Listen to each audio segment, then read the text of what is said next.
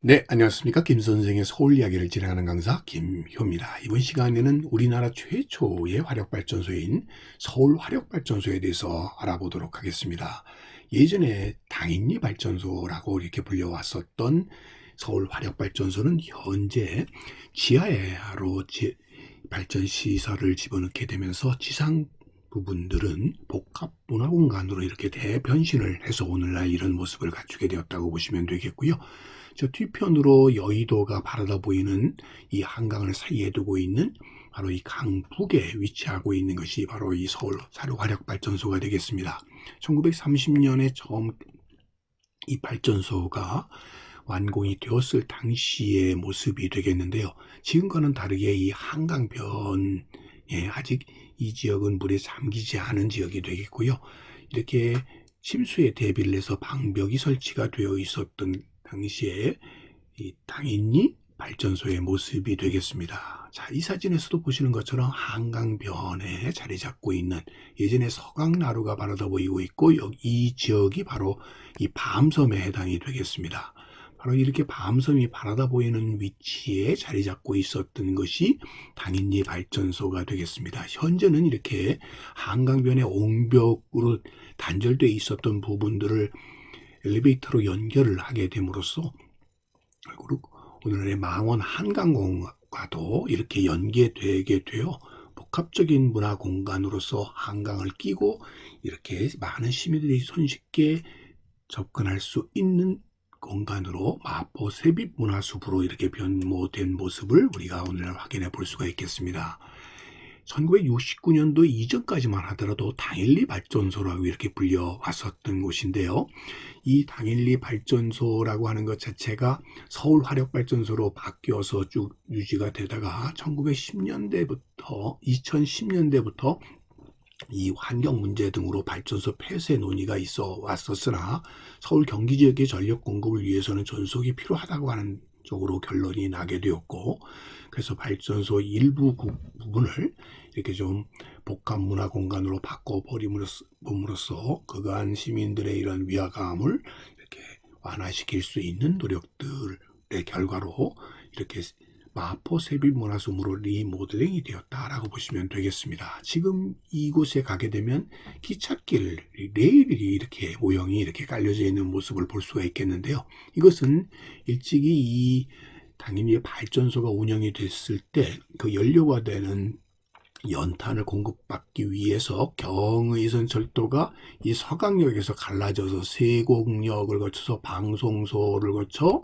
이 당인리역까지 운행을 했던 그 흔적이라고 보시면 되겠습니다. 그래서 당시 당인리역에 서 있었던 객차의 모습을 통해서 이곳까지 기차가 운행이 되었었다는 것을 알 수가 있겠고요. 그러다 보니까 당인리가 이 종점의 역할을 해서 경성역까지 가는 이런 기차가 운행이 되었었다는 것을 알 수가 있겠고요. 당시 기차 시각표를 통해서도 당인리라고 하는 역이 있었다는 것을 알 수가 있겠습니다. 그래서 당인리역에 왔었다가 방송소 앞역으로 가는 이렇게 결국 종점 역할을 했었다는 걸 알 수가 있겠고요. 바로 이 기찻길이 있었던 지역이 지금의 홍대 앞길이 되겠고, 결국 오늘날의 홍대 문화의 발원지가 되었었던 것이 바로 이 땡땡거리라고 하는 이유도 바로 이 기찻길을 중심으로 해서 홍대 문화가 꽃피었기 때문이라고 볼 수가 있는 것이죠. 자, 당인리라고 하는 이런 명칭이 나오게 된 것은 말 그대로 당나라 사람들, 즉 중국 사람들이 거주하던 마을이었다라는 데서부터 기원했다고 볼 수가 있겠습니다. 이렇게 되게 된 것은 이곳 자체가 중국과의 교역을 하는 데 있어도 중요한 교통로의 요지에 위치했기 때문이라고도 볼 수가 있겠네요.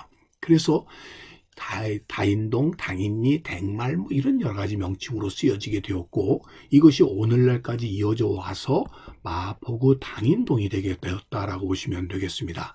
즉 여기서 이 당이라고 하는 것은 바로 특정 시기의 중국의 나라 이름이기도 하지만 한편으로는 중국 전체를 가리키는, 즉 중국 사람들을 가리키는 하나의 통칭이라고 볼 수가 있겠습니다. 그런 의미에서 중국과의 교역이 중심이 되어 있었던 충청남도 당진의 경우 이 당나라 당자에 나루 포구 진자를 써서 오늘날의 이렇게 지명으로 남게 된 것도 그 한 예가 되겠고요.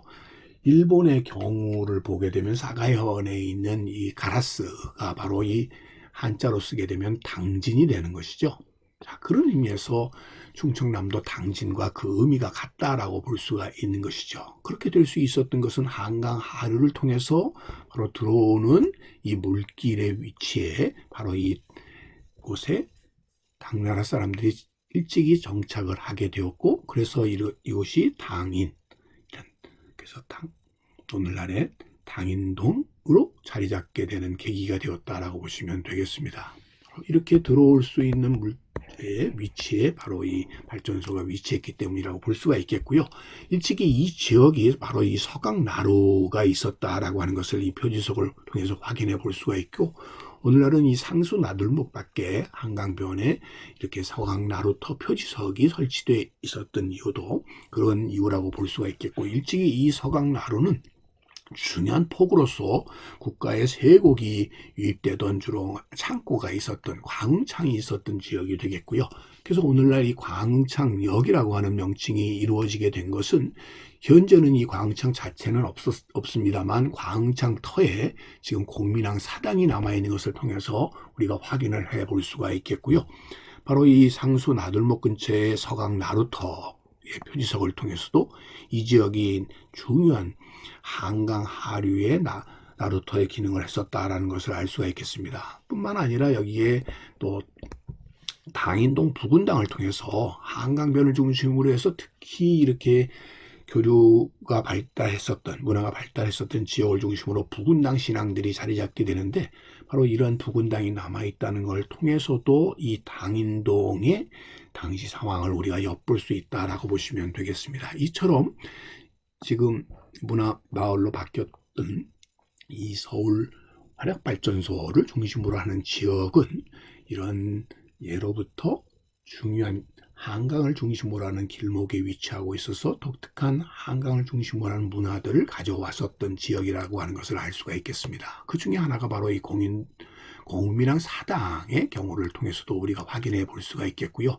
그 자리가 바로 이 광흥창 터와 일치하고 있다라는 점에서도 이런 신앙들이 나타나게 된 것이 바로 이 서강 나루터와 연계된 세곡선의 운반되어서 창고로 이루어졌던 지역과도 같은 배경이라고 볼 수가 있겠습니다. 일찍이 이 지역에 대한 사진 기록들을 보게 되면 당연히 고목과 신목들이 있었다는 것을 알 수가 있겠고요.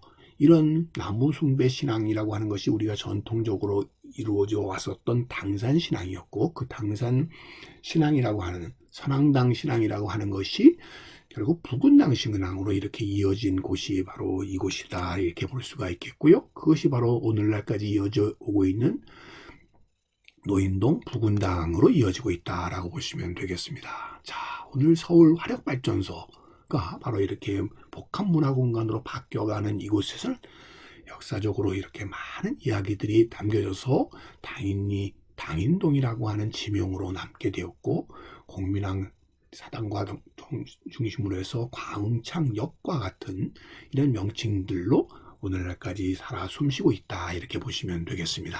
오늘 서울 화력발전소에 대해서 곧바을 가꾸는 김 선생이 말씀드렸습니다.